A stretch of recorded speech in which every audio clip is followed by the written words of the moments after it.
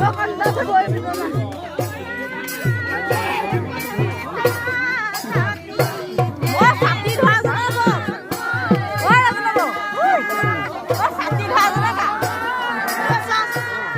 để không bỏ lỡ